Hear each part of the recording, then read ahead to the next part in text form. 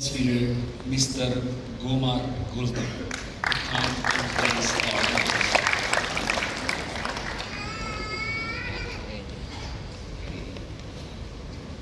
Assalamualaikum warahmatullahi wabarakatuh. Yang saya hormati Imam Besar Masjid Al-Azhar yang mulia Profesor Dr. Syekh Ahmed El-Tayyib. Saya hormati Menteri Agama yang saya banggakan dan Wakil Menteri Agama.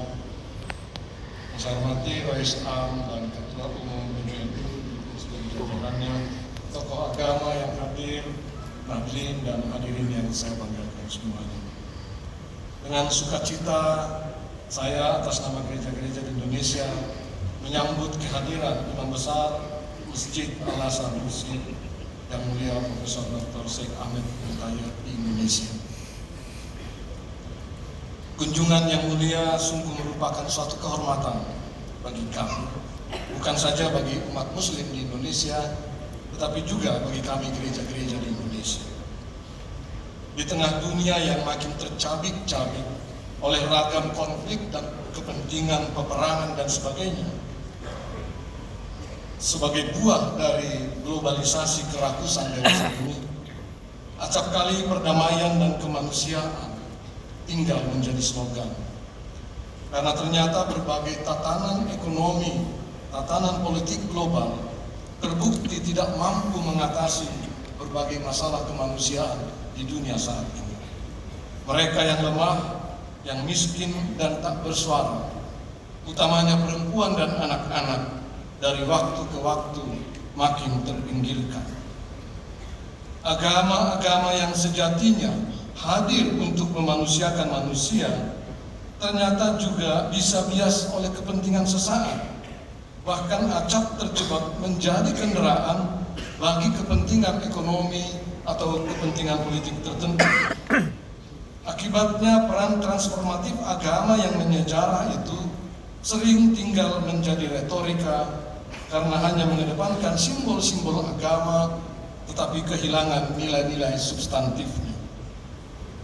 Di tengah kecenderungan yang sedemikianlah, dunia sangat tertolong dengan komunike bersama Imam Besar Al-Azhar dan Bapak Suci Sri Paus Fransiskus tentang persaudaraan manusia untuk perdamaian dunia dan hidup bersama.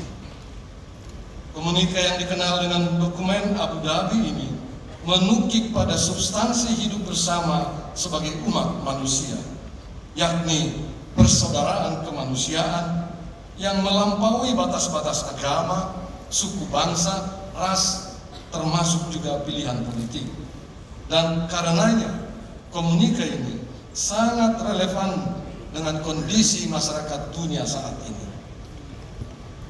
Pernyataan yang mulia Imam Besar dan Sri Paus mestinya telah menohok masyarakat dunia yang punya kecenderungan beragama secara artifisial. Segala simbol-simbol agama dikedepankan, tetapi substansi hidup beragama malah diabaikan, yakni persaudaraan kemanusiaan. Yang mulia Imam Besar telah memotivasi kita semua untuk lebih mengedepankan perdamaian dunia dan hidup bersama. Dan tentu ini akan menguatkan kehidupan berbangsa dan bernegara di tengah masyarakat majemuk seperti kami, Indonesia. Indonesia yang sangat beragam, baik dari segi bahasa, suku bangsa, agama, dan lain-lain.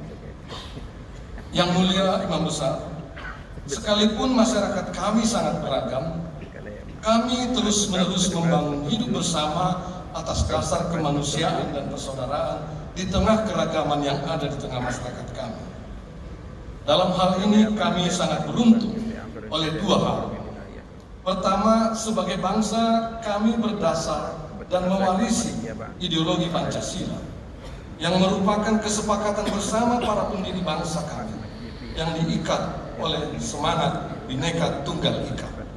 Meski berbeda-beda, tetapi tetap satu.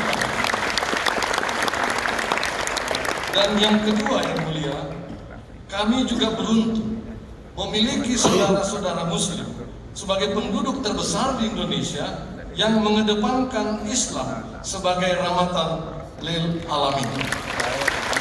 yang dalam siar keagamaannya selalu bergandengan tangan dengan agama-agama lain, khususnya dengan peran Nahdlatul Ulama yang selalu terbuka bersama-sama bergandengan tangan dengan berbagai elemen bangsa yang berkehendak baik. Tidaklah berlebihan bila saya katakan, Muslim Indonesia yang adaptif dengan perubahan zaman, koeksistensi dalam keberagaman, menjunjung hak asasi manusia, dan kompatibel dengan demokrasi di Indonesia bisa menjadi sumbangan Indonesia bagi peradaban dunia kini dan di masa depan. Dengan semangat seperti itulah, melalui dialog dan kerjasama antar agama, kami umat beragama di Indonesia mengembangkan kehidupan beragama yang menukik pada nilai-nilai substansial dari agama masing-masing dan tidak terjebak pada simbol-simbol maupun formalisme agama. Kami senantiasa mengajak umat kami masing-masing untuk bersama secara substansial agar mudah mempertemukan para penganut agama dari agama apapun, karena pada hakikatnya kami menyadari setiap agama ada dan hadir untuk mewartakan nilai-nilai yang kurang lebih sama, yakni persaudaraan, perdamaian, dan hidup bersama dengan Tuhan. Bagi kami di Indonesia, salah satu ungkapan dari dokumen Abu Dhabi yang menyebutkan Tuhan tidak perlu dibela sudah sangat lama tertanam dalam sanubari kami. Karena sekitar 25 tahun lalu, Presiden keempat Indonesia yang juga mantan Ketua Umum Pengurus Besar Nahdlatul Ulama, Abdurrahman Wahid, yang dikenal dengan Gus Dur, pernah mengungkapkan bahwa Tuhan itu tidak perlu dibela karena Tuhan itu serba maha.